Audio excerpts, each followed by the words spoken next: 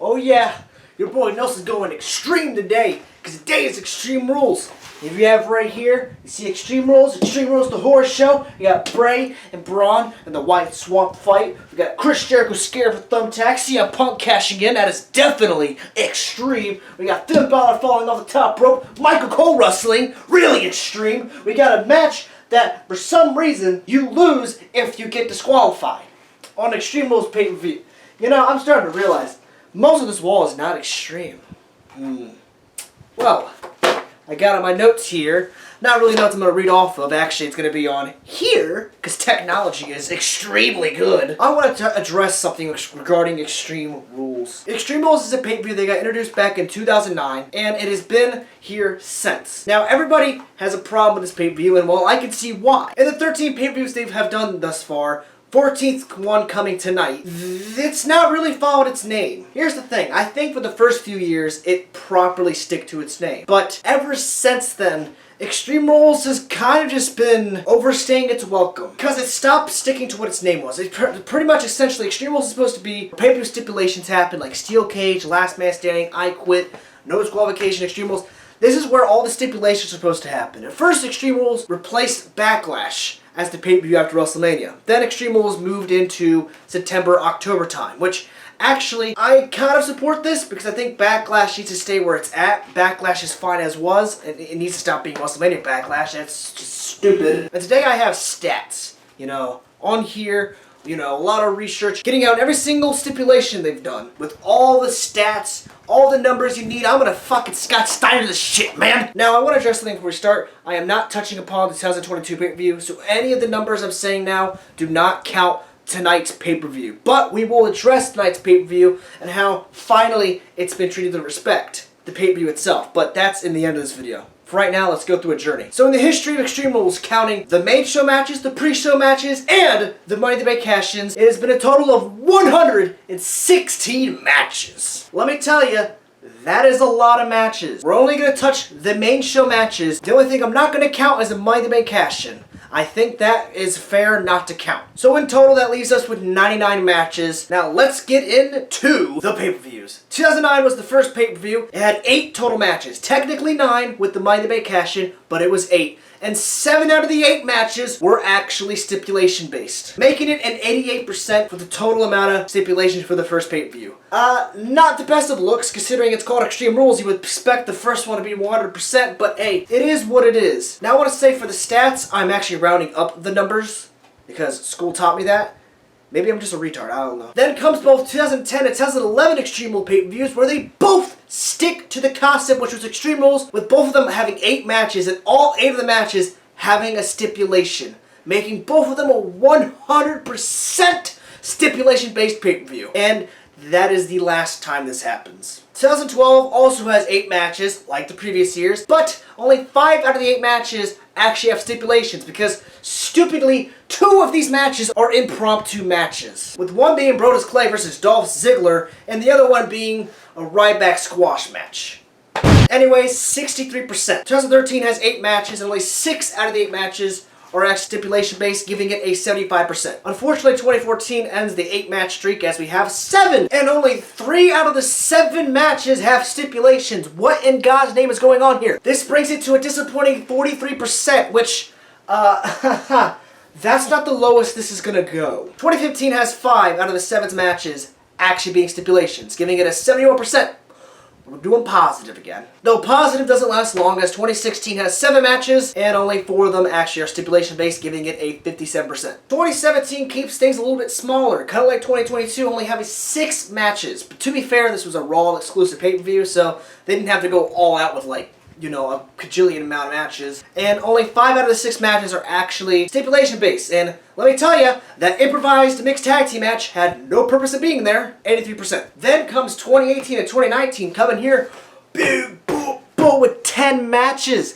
And you want to know what's funny? For both of the pay-per-views, only 3 out of the 10 matches actually have stipulations, which, I think if you know, your math and all that, that's 30% for both of them. 2020, the horror show, which is just and only 4 out of the 6 matches actually are stipulation based, which brings it to a total of 67% of the matches. And as of this recording, 2021 is single-handedly the worst pay-per-view to balance out its fucking name with 1 out of the 6 matches being stipulation-based. With the stipulation match being the main event, which was Extreme Rules, which had this finish to it with Finn Balor falling off the damn rope because God hated him and he destroyed the damn rope on him. That's an embarrassing 17%. I cannot fathom, in my mind, how you can go from at least an 88% to now 17. This right here should have killed Extreme Rules, but it didn't. How many of the matches were stipulation based out of 99 matches we had? Let me tell you, there was some crunchy with the numbers. 62 out of the 99 matches actually are stipulation based. That is not a good look at all. It really should be, I don't know, 99 out of 99 matches actually being stipulation based. If not, at least into the 70s or 80s with it. Why is it down in the 60s? Which gives it a total of 63%. And then 37 out of the 99 matches are just normal. Matches that shouldn't even be on the card, but are. Giving it a 37% of your matches somehow, some way, being non-stipulation based. But that is it for my Scott Steiner math, which is probably wrong anyways, because I decided to round up because I'm a fuck. But I want to touch upon a thing you're probably most curious about. What were the stipulations and the non-stipulation matches? And don't worry, I did the numbers. And I have all the matches here. Whoopsie. In the 13-year history of Extreme Rules, let's go upon the non-stipulation matches first, because you really want to hear the stipulation ones. So, in total, there has been 21 singles matches, 6 tag team matches, 3 handicap matches, 2 fatal 4-ways, 2 triple threats, 2 6-man tag team matches, and only 1 mixed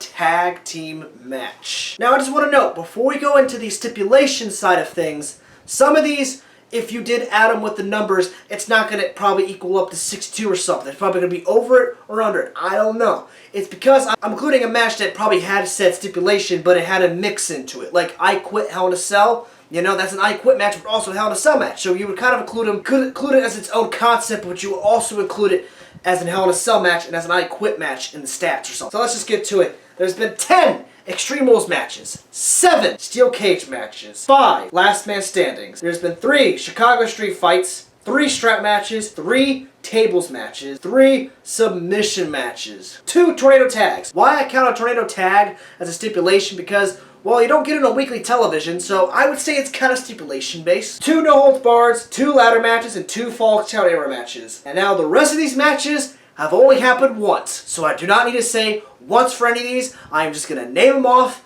and you're just going to have to hear the absolute hell that is just any of these. I Quit match, Kiss Me Arse match, Extreme Makeover match, Lumberjack match, Ambrose Asylum, Triple Threat Elimination, Eye for an Eye match, Iron Man match, 2 out of 3 falls, Hardcore match, Hog Pen match for Miss WrestleMania title. Yeah, you didn't hear that wrong. Tag Team Country Whipping match, Hair match, No DQ, Loser Leaves, Russian Chain match, Kendo Stick on a Pole match, Wyatt Swamp Fight, Mixed Tag Team Extreme Rules match. Woo! Extreme Rules for Dolph Ziggler. And that is all of the stipulations that have been on Extreme Rules. And you can tell, variety, kind of there. I mean, a lot of these things only happened once. Like Extreme Rules just for Dolph, Hog Pen. And the thing is, with Extreme Rules, it's a concept that should have died back in 2018 time when they absolutely butchered it with just having normal matches on it all of a sudden. Every match needs to be a stipulation. You know why it's such a big deal? Because it's called Extreme Rules. It's supposed to stand out amongst the rest of them. The reason why I defend this pay-per-view and why my pay-per-view schedule, I put a lot of points on this pay-per-view because this pay-per-view has the potential to be one of the best pay-per-views and possibly even part of the Big Five. Because to me, Money in the Bank is not a part of the Big Five. Money in the Bank needs to go back at WrestleMania. Extreme Rules needs to be a part of the Big Five because it stands out amongst the rest of them. Because it's the only night WWE is going to have all stipulation matches, meaning not a single match is Extreme Rules, which will make it stand out amongst the rest of the pay-per-views. That's all I want. And we finally got it with 2022. And that is what I want to end this video off on a good note. So if I pissed you off so much with rounding up my stats, well, here we go. Let's go to Extreme Rules 2022 and touch why this pay-per-view is really great. This Extreme Rules pay-per-view only has 6 matches like last year, but unlike last year, they all have stipulations, and let me tell you, this is exciting. The first match is an Extreme Rules match for the Raw Women's Championship between Liv Morgan and Ronda Rousey, and I'm hoping Unlike the last women's Extreme Rules match between Alexa and Nia, this one actually turns out decent. Then we have a fight pit match between Seth Rollins and Matt Riddle, which might be the main event, who knows. Then we have a strap match between Drew McIntyre and Karrion Kross. Now I know this one may be a lot of turn-off to people, but just remember, Daniel Bryan and The Fiend actually fixed the concept that was a strap match at Royal Rumble. If they're going to use it as a weapon and less of a let's touch the corner of the ring like a toy. Then we have Bianca Belair defending a Raw Women's Championship against Bayley in a ladder match. I'm so glad we're getting a ladder match that is not on TLC or on WrestleMania between multiple people. Finally, a one-on-one ladder match again. I'm happy. On pay-per-view too? Oh my gosh, it's finally. Then, an I Quit match between Edge and Finn Balor, where most likely Edge is going to have some kind of injury happen and Edge is going to be written off TV from us because, you know, that's just what he does now. Then we have a 6-man tag team, good old-fashioned Donnybrook match between the Brawling Brutes and Imperium. Now, I honestly wish it was Sheamus and Gulta battling for the IC title in some kind of stipulation, preferably a strap match, that would be fun, or a submission match. Wouldn't mind it either, or maybe an I Quit match, but you know what? It's still going to be a fun match anyways. And out of the 6 matches, you wouldn't believe it, 100% of them are actually stipulation-based. And the thing is, unlike 2010 and 2011, these stipulations are quite great. There's a variety here. There's different concepts going on here. It's not just calling something a street fight and then calling another thing Extreme Rules. They're basically the same thing. No. There's concepts going on here. There's a cage match. There's a ladder match. There's a strap match. There's an I Quit match, forcibly making your opponent see I Quit. The only things that are really similar are the Donnybrook match and the Extreme Rules match. But besides that, I can take it away because one's a 6-man while the other one's a 1-on-1. There's variety here. That's all Extreme Rules has ever needed. Has fixed their mistakes in the last 13 years. I have hope, and I have major hope, that Extreme Rules will finally get the love it deserves. And I hope you guys enjoyed this video. This video was supposed to come out at some point Friday, but it came out today for Saturday. But you know what? It is what it is. I hope you guys enjoyed it. Peace out.